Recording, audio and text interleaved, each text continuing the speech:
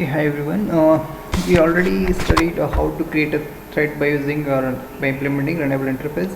So the next step is the creating a thread is there are two ways of creating. Then the first one is by implementing runnable interface, and the second one is by extending a thread class. Okay, we discussed how to create a thread by implementing runnable interface. We'll see one more method how to create a thread by extending a thread class. Okay, so here within this see how to create a thread by using by implementing runnable interface. We see the constructor thread object that implements runnable means we declare a class which implements a runnable interface, and we override a run method. Within a main method we create a we instantiate an object of that particular thread class, and we pass that object or instance variable within a standard thread class. Okay,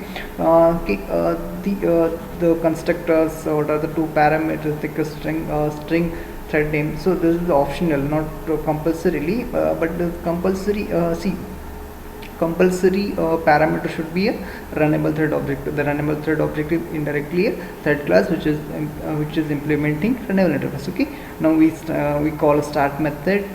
Now start will implicitly call the run method. Okay, run is a starting point of a thread. Okay, we'll study the next topic, that is how to create a thread by extending a thread class. Okay, see the first way. See here, we create a class. Or we declare a class. We define a class which extends a standard thread class. Okay, the second way to create a thread is to create a new class that extends a thread class. Okay, means creating a new class which is extending a thread class. Okay, but in case of runnable interface which implements a runnable interface, we created a class which implements a runnable interface. But in case of the second way, by extending a thread classes, create a class that extends thread class. Okay, now create an instance of that particular class.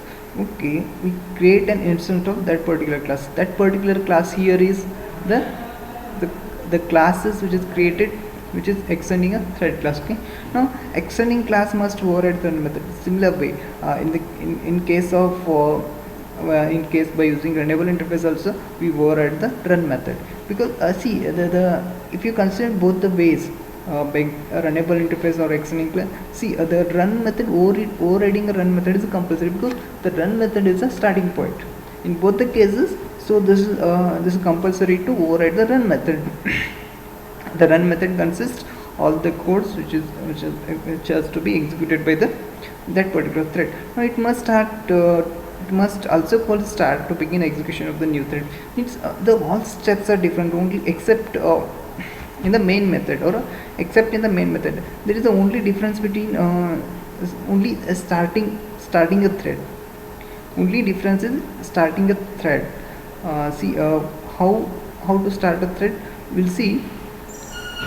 In case of runnable interface, we create an object of that particular instance object of thread class. Okay, thread from within that class means, and we are passing that runnable object within a thread class, and we are calling the start method with specific to thread class.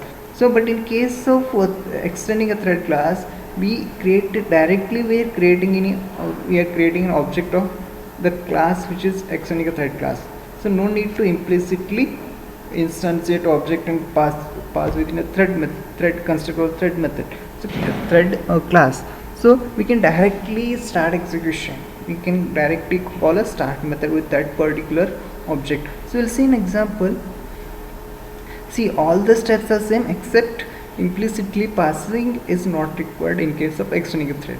Okay, so now we'll see an example how to create a thread by extending a thread class. Okay, see here. See, we declared a class called as a thread demo. See, within this class we declared a class called as a thread demo.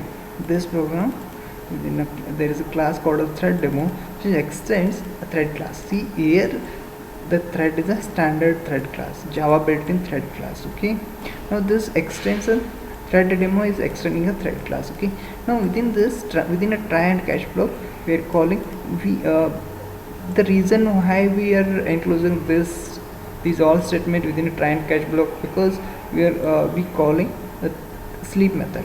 Okay, sleep method throws an interrupted exception. That is the reason why we are enclosing within a try and catch block. Okay, now we as per the rule, we have overridden the run method. So now within run method, just we are printing the numbers from 0 to 15. So okay, 0 to 50 we are printing numbers. Okay, now just we called sleep method to sleep a thread for 1000 milliseconds. We called a sleep method just to wait a thread for 1000 milliseconds. Okay, now so this is the end of, this is the start of try block, this is the end of try block. See the run method, end of run method. Within a run method, we have just printed 0 to 50 values, and we are just waiting a thread or sleeping a thread for 1000 milliseconds, and here we are catching an exception called as an interrupt exception. So there are possibility like the sleep method may throw an exception called as an interrupted exception. Okay, now within this here, the most important point is here. See, within a main method, we just created a thread demo object of a thread demo, and we called a start method with respect to the object of t. By using a t method, t object, we are calling start method. Okay, now the start method is an actual executions of a thread start only when we call a start method. Okay, now start method, this see what is the difference here. Here within this program, we created a thread by extending a thread class. See, in case of the first program here, by implementing runnable interface. So there is the only difference here is, see, when we create a thread by implementing runnable interface, we created an instance object of that particular thread class, which is implementing runnable interface, and we are passing that instance variable within a standard Java standard thread class. Okay, within a Java standard thread class. Okay, now we calling this the start method with respect to the thread class. But in case of extending a thread class, see, simply we are just created an object, we just called a start method. Okay, so this is the difference, main difference while starting a thread. Okay, so this is all about creating a thread by using a runnable interface, and by using a runnable interface and by extending a class. So in case of if any this question is asked, so first explain how to create a threads and step by step, and next write an example, one program. So with the example, so now there are three more constructors are there with the thread class. If you want to, you can go through the textbook, or see there is no any difference, like see there are three other standard thread methods are sorry, not thread method, thread constructors. The first one is the thread, see the default constructor thread, and second is